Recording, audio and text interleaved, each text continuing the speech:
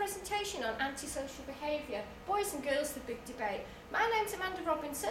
I'll be conducting the first half of the presentation and I'll hand over to my colleague Rachel Schofield. Thanks. We're going to look at the following issues, most of which are related to Moffat but not quite all of them. So we'll take a quick look at sex differences, relate that to the Dunedin study, offender types, peers, personality traits and finally sex similarities. But I'd like to kick off with a short presentation via YouTube. Thanks. What's that social vehicle?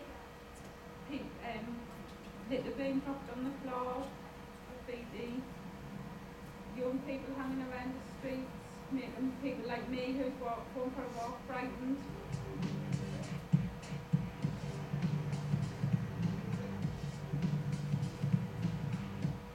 If you want to learn more about this presentation, you can view it in its entirety at the below web address. Thanks. Moving forward, first we'd like to look at sex differences, and it's been found when looking at offences that boys tend to commit more varied offences including fighting, antisocial behaviour, whereas girls tend to commit less serious offences such as shoplifting, petty theft, those kind of things. A study conducted in March 2010, which is really interesting, actually found that the total number of youths in custody was 2,209, but as you can see, when you actually look at the real data, the boys accounted for 2,089 and the girls only 120. This is related on into the adult population, as you can see, where 82,000 males are actually incarcerated in contrast to 4,000 females. That's a huge statistical difference. And again, if you want to look at it in a clearer outlook, you can see here, at the age of 10, there are very few offenders of any type. When you start to move forward, they go up in numbers. When you look at the age of 17, it's really interesting. Almost 30,000 offenders aged 17, and of that, just over 5,000 are girls. That's a 1-to-6 ratio. Moving forward to the Dunedin study conducted by Moffat, as you can see, it took part in New Zealand and was made up of 1,037 babies. 535 were boys and 502 were girls. It's an ongoing study and it's still alive today. As you can see, there's still 1,014 of those alive as well. Every generation that comes forward gets added into the study for future research. Data is collected at the following age ranges, 3, 5, 7, right up to 38 and onwards really. What he actually looked at was antisocial behaviour and offender types in particular. And what he found or decided was that there are two main types of offenders. You've got your life course persistent offenders, which begin at an early age. They tend to have difficult behaviour which increases with age, and they also usually come from a high-risk social environment, such as broken homes, domestic aggression and violence, those kind of things. And then they also identified adolescents limited types. These tend to have the first incidents in the onset of puberty, tends to grow out of it as they reach older life. And the findings of this study showed that life course persistent offenders are actually in a ratio of 10-to-1 male to female. That's a worrying statistic. Obviously, the girls must be growing out of it, or maybe they're just fitting into the adolescence limited, but even there, as you can see, the ratios are not that different, 1.5-to-1. And the males, the conduct disorder tends to start earlier, but it will last a lot longer into later life, possibly adulthood. The females, the conduct disorder tends to start at puberty, which is correlated with the menstruation age, and the less antisocial behaviour and teenage-related issues tend to die down from the age of 15 onwards. Now I'd like to hand over to my colleague Rachel Schofield for the second half of this presentation. Okay, Moffat proposed explanations.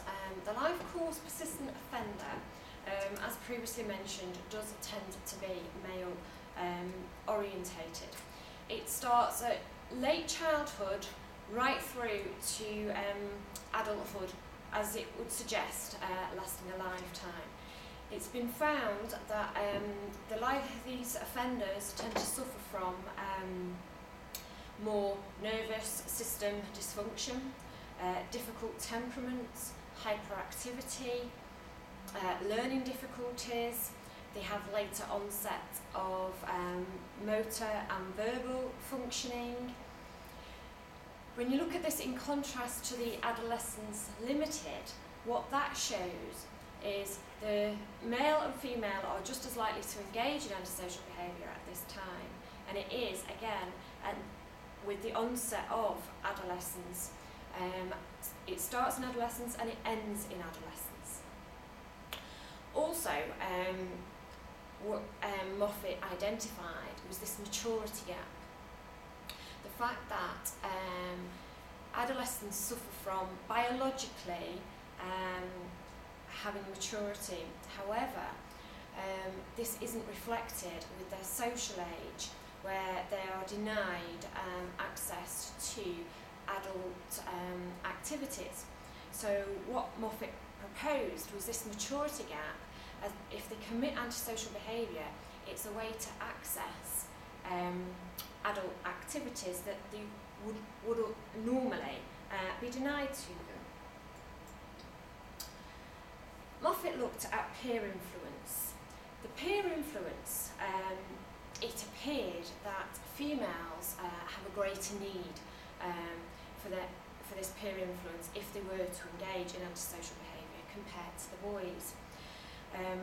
Reasons for this is they tend to be influenced by male peers.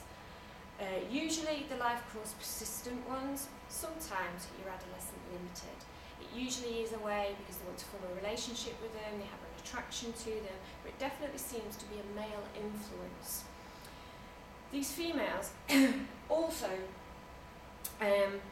tend to have less exposure to antisocial behaviour. Some of the most serious antisocial behaviour by the boys tends to be kept within the male environment, so the girls are not exposed to quite as much influence.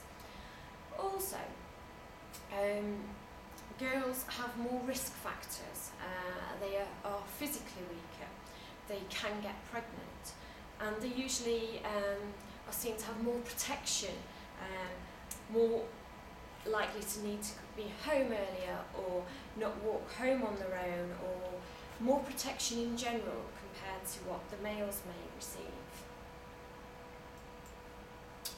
Personality traits. Moffat suggested that yes, there was definitely a significant correlation between the sexes for personality traits. However, what was identified was that the males tend to suffer more from negative emotionality and less constraint compared to the females. What she kind of made clear from her research was that sex differences and personality traits usually account for nearly all antisocial behaviour. There are similarities, and these are the tendency to get involved with drugs and alcohol, usually as an adolescent limited offender. This is where they are very strongly similar. They also both suffer from the maturity gap. They also